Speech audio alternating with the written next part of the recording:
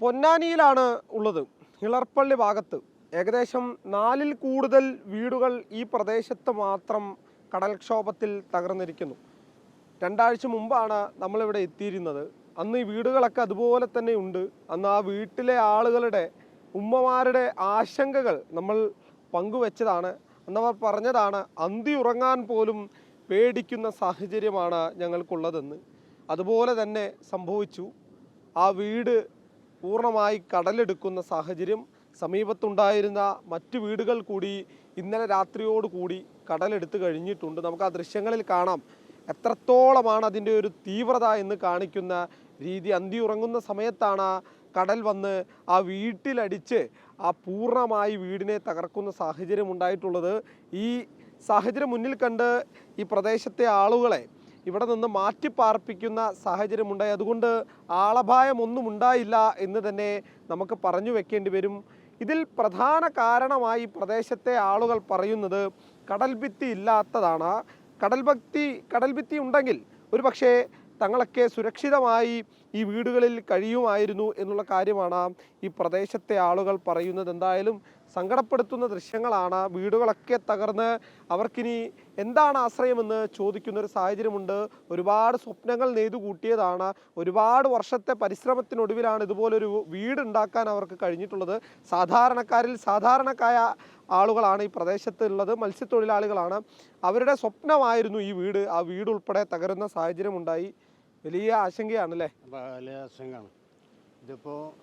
ഇതിപ്പോൾ നിങ്ങൾ ഗവൺമെൻറ് ഇത് കാങ്ങാഞ്ഞാൽ ഈ വീടുകളെല്ലാം ഇതെല്ലാം പോകും. ഈ കാങ്ങുന്ന വീടുകളെല്ലാം പോകുന്നുണ്ട്. ഇതിപ്പോൾ നിങ്ങൾ ഭരസത്ത് ഇങ്ങനെ വന്നെങ്ങാണ്ട് ചാലനിക്കാർ വന്നിട്ട് നിങ്ങളെ പോലത്തെ ചാലനിക്കാർ വരും. പിന്നെ പാർട്ടിയുടെ ഏതെങ്കിലും മുഖ്യമന്ത്രിയോ അല്ലെങ്കിൽ ആരെങ്കിലുമൊക്കെ വന്ന് നോക്കിയിട്ട് പോണ പ്രശ്നമാണ്. ഒന്നും ചെയ്യുന്നില്ല. ഇതിപ്പോൾ ഇവിടെ ഇങ്ങനെ ഈ ബാളിങ്ങനെ എത്തിക്കുന്ന എന്തിനാണെന്ന് വരും. ഇതിവിടെ കല്ല് വീഴാത്ത കാരണമാണ്. കല്ല് വീഴാത്തതെങ്കിൽ ഇതെല്ലാം പോകും. ഈ വീടുകളെല്ലാം പോകാൻ നിൽക്കുന്നതാണ്. റോഡും പോവും, എല്ലാം പോകും. ഈ വീട് ഈ കേക്കുറക്കാണ് വീടെല്ലാം പോകും. അതന്നെ അദ്ദേഹം പറഞ്ഞു വെക്കുന്നത്. ഈ കടൽഭിത്തി ഇല്ലാത്തത് കാരണം ആദ്യമായൊരു മഴ പെയ്തപ്പോഴാണ് ഈ സ്ഥിതി. ഈ മഴ തുടരുന്ന സാഹചര്യം ഉണ്ടായാൽ ഈ റോഡ് പോവും, തൊട്ടടുത്തുള്ള വീടുകൾ പോവും. അപ്പോൾ എണ്ണം കൂടും, അപകടത്തിൻ്റെ തീവ്രത കൂടും എന്നുള്ളത് തന്നെയാണ് അല്ലേ? ഇപ്പോൾ വർഷങ്ങളായിട്ട് ഇത് അനുഭവിച്ചുകൊണ്ടിരിക്കുകയാണ് ഇവിടുത്തെ. ഇപ്പോൾ എത്രയോ ദൂരമുള്ള വീടുകളാണ് ഇപ്പോൾ ഇത് കടലെടുത്തുകൊണ്ടിരിക്കുന്നത്. അപ്പോൾ അത് മാത്രമല്ല, 50 മീറ്റർ മാത്രമേ ഇനിയുള്ള റോഡിലേക്ക്. 50 മീറ്റർ ഇല്ല, എനിക്ക് തോന്നുന്നു 25 മീറ്റർ മാക്സിമം ഉണ്ടാവുള്ളൂ. വേലിയർക്ക് ആയതുകൊണ്ടാണ് കടൽ കുറച്ച് ഉള്ളിൽ വലിഞ്ഞത്. ഇപ്പോൾ ലേശം പതയുണ്ട് കടലിൽ. പക്ഷെ എന്താ വെച്ചാൽ അരമണിക്കൂർ കഴിഞ്ഞാൽ ഇതിനാലും കയറ്റമായിരിക്കും. ഇനിയിപ്പോൾ ആ വീട് ഇപ്പോൾ പോകും.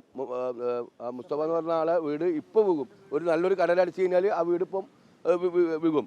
ഇതെന്താ വെച്ചാൽ കടൽഭിത്തി നിർമ്മാണം ഇവിടെ അത്യാവശ്യമാണ്. ഇവിടെ പല ഇതും കൊണ്ടുവന്നു. അതൊന്നും ഇവിടെ ശാശ്വതമായിട്ടില്ല. ബലൂൺ നിറച്ച് വെച്ചു, മണ്ണ് നിറച്ച് വെച്ചു, എന്നിട്ട് ശാശ്വതമായില്ല. ഇപ്പോൾ ഈ കടൽഭിത്തിൻ്റെ പേര് പറഞ്ഞാൽ എല്ലാവരും വോട്ട് വയ്ക്കും.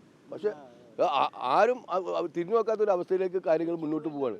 മത്സ്യത്തൊഴിലാളികളെ സംബന്ധിച്ചോളം അവരുടെ വീടുകൾ നഷ്ടപ്പെട്ടുകൊണ്ടിരിക്കുന്നത്, അവരുടെ കൃഷിഭൂമികൾ നഷ്ടപ്പെട്ടുകൊണ്ടിരിക്കുന്നത്, എല്ലാം അവരെ ഉടുത്ത തുണി പോലും കിട്ടാത്ത രീതിയിലാണ് ഓരോ വീട്ടുകാരും പോയിട്ടുള്ളത്.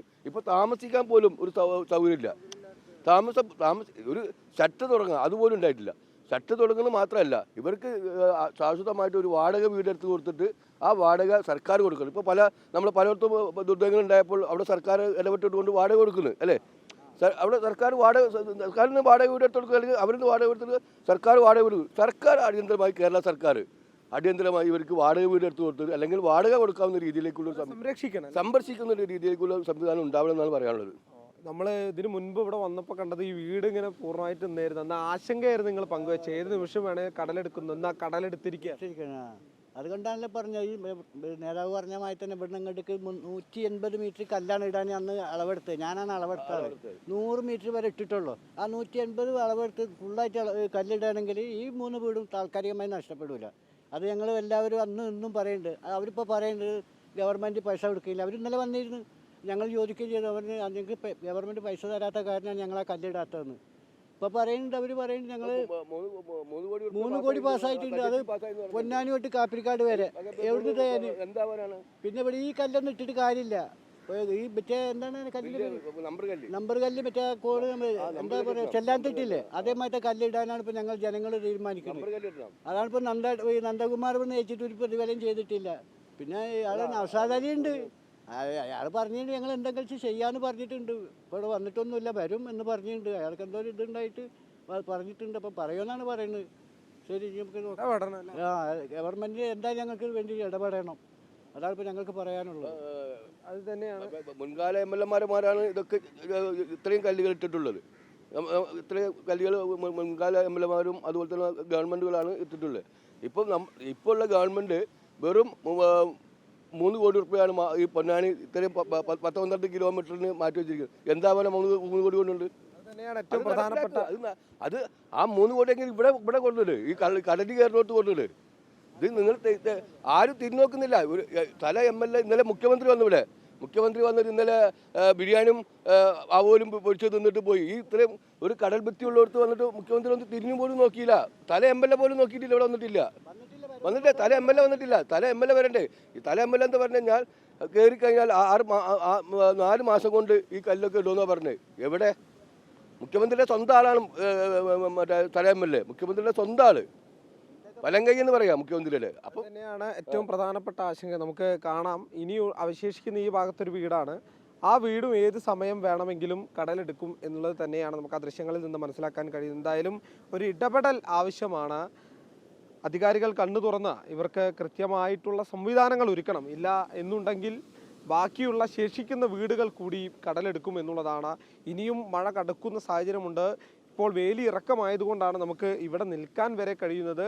അല്പം ഏകദേശം ഒരു അരമണിക്കൂർ കഴിഞ്ഞാൽ ഈ കടലിൻ്റെ സ്ഥിതി പാഠം മാറും, പ്രക്ഷുബ്ധമാകും.